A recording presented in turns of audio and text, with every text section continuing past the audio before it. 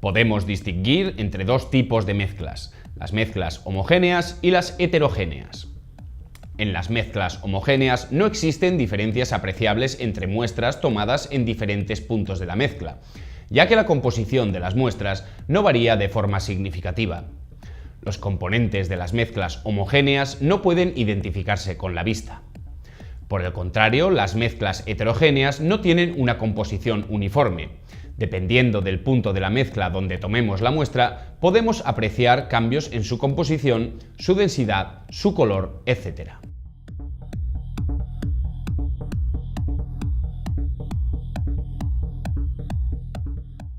A las mezclas homogéneas también se las conoce como disoluciones.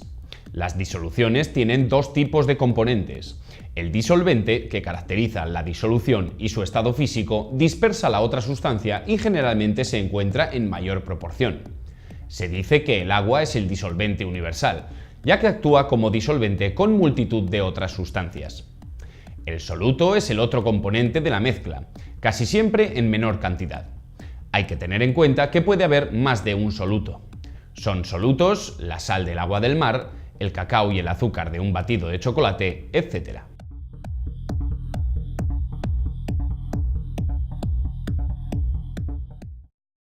La concentración de una mezcla es la proporción que hay de una sustancia X respecto del total. Existen distintas unidades para expresar la concentración. En mezclas homogéneas podemos medir los gramos de soluto por litro de disolución. Tanto en mezclas homogéneas como heterogéneas podemos hallar el porcentaje en masa. En disoluciones de líquidos o gases podemos observar el porcentaje en volumen.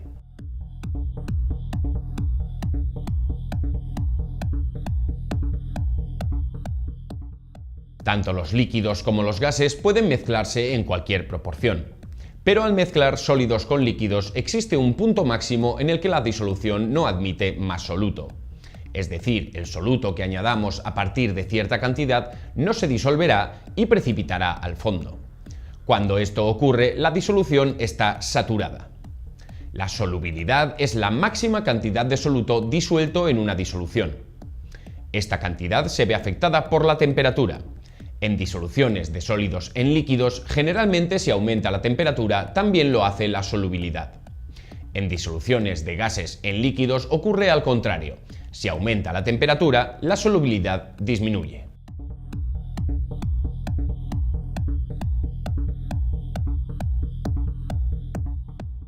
Cuando mezclamos líquidos, la mezcla depende de la naturaleza química de estos. Será homogénea si son similares y si no será heterogénea y no se mezclarán fácilmente. Existen dos tipos principales de sustancias, las hidrófilas o polares, como por ejemplo el agua y el alcohol, y las hidrófobas apolares o lipófilas, por ejemplo el aceite, la gasolina, etc.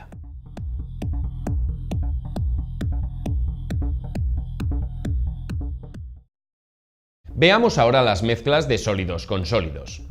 Las aleaciones son mezclas de metales homogéneas como el bronce, que contiene cobre, zinc y estaño, o el acero inoxidable, que está hecho de hierro y cromo.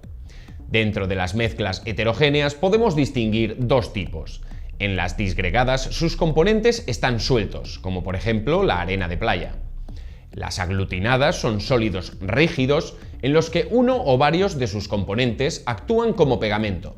Como ejemplos tenemos el hormigón o el granito.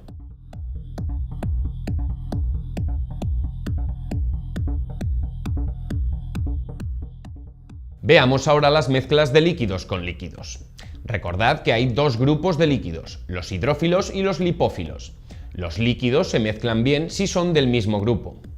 Hay dos tipos de mezclas de líquidos con líquidos. Las disoluciones se pueden mezclar en cualquier proporción y siempre resulta una mezcla homogénea. Se dice que los líquidos son miscibles. Sin embargo, las emulsiones son mezclas de líquidos inmiscibles. Al agitarlos se mezclan, pero no a nivel molecular, por lo que en reposo se separan.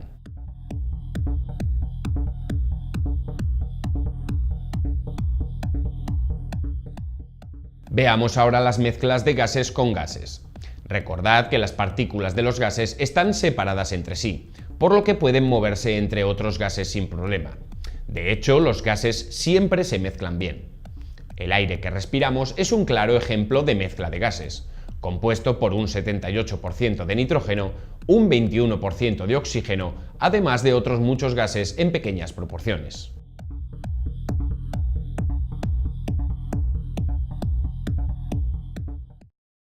Vamos a ver ahora las mezclas de sólidos en líquidos. Existen varias clases de mezclas de este tipo. En las disoluciones, el sólido se disuelve bien en el líquido, quedando una mezcla homogénea. Hay que tener en cuenta que un sólido no tiene por qué disolverse bien en todos los líquidos. Las suspensiones son mezclas heterogéneas, aunque en ocasiones puedan parecer homogéneas, como el agua con barro que arrastran los ríos en las crecidas. También tenemos las mezclas coloides, como por ejemplo la clara de huevo. Y finalmente los geles, que tienen un estado intermedio entre el líquido y el sólido, como el queso, la gelatina, la tinta, etc.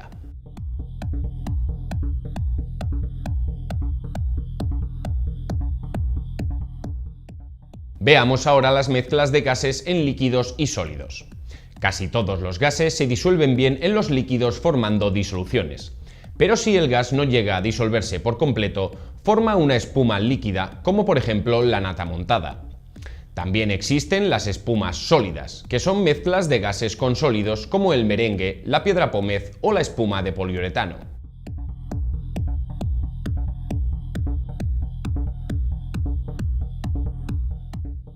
Las mezclas de líquidos o sólidos con gases se denominan aerosoles. Las minúsculas partículas del líquido o del sólido se encuentran en suspensión en el gas. Las nubes o la niebla son ejemplos de aerosoles líquidos. El humo o la pintura con la que se hacen los grafitis son ejemplos de aerosoles sólidos.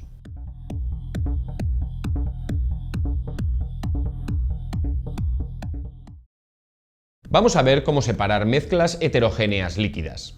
Comenzaremos por los procesos de sedimentación y decantación. Al igual que para mezclar agitamos, el reposo puede ayudarnos a separar mezclas.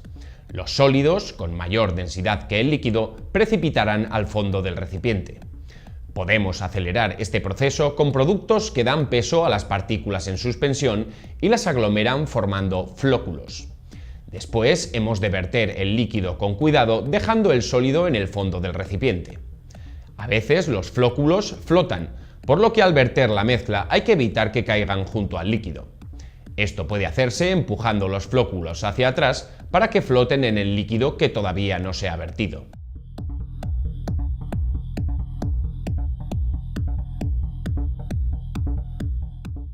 Veamos ahora el proceso de filtración.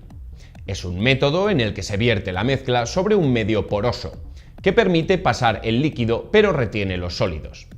El material poroso tiene unos agujeros minúsculos por los que pasan los átomos o moléculas del líquido, pero los trozos de los sólidos son demasiado grandes para atravesarlos.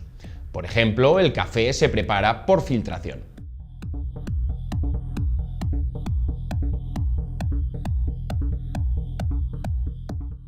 Veamos ahora el proceso de centrifugación. Mediante unas máquinas llamadas centrifugadoras se pueden separar sólidos de líquidos con distinta densidad. Se pone la mezcla en un tubo de ensayo de los que se usan en los laboratorios y la centrifugadora aplica una gran velocidad de giro haciendo que las partículas de mayor densidad se depositen en el fondo del tubo. Este proceso es caro y normalmente no se usa en la vida cotidiana.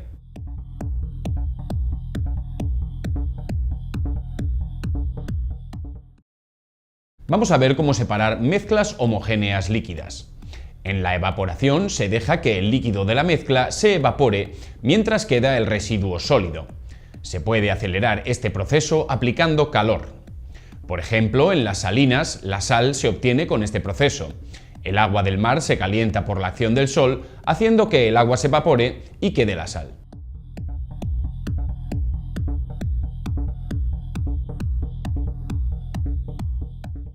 Veamos ahora la liofilización. En este proceso la mezcla se congela y con una cámara de vacío se reduce la presión. El agua sublima, pasando desde el estado sólido directamente al gaseoso. También puede hacerse de manera natural. Los incas en los Andes ya lo utilizaban, pero es muy difícil que se den las condiciones óptimas de temperatura y presión.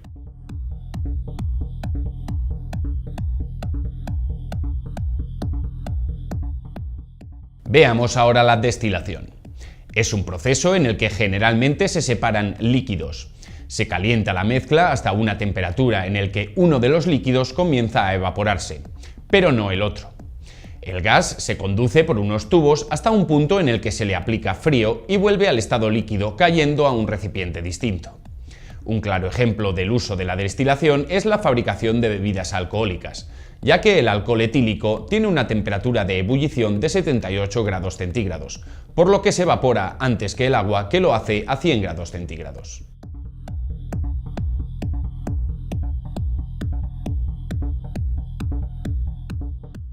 Veamos ahora la cristalización. En este proceso, las partículas de uno de los sólidos de la mezcla se unen formando cristales y precipitan al fondo. Dependiendo de la mezcla, se conseguirá este proceso calentándola para evaporar el disolvente o enfriándola, ya que a menor temperatura la solubilidad es más baja.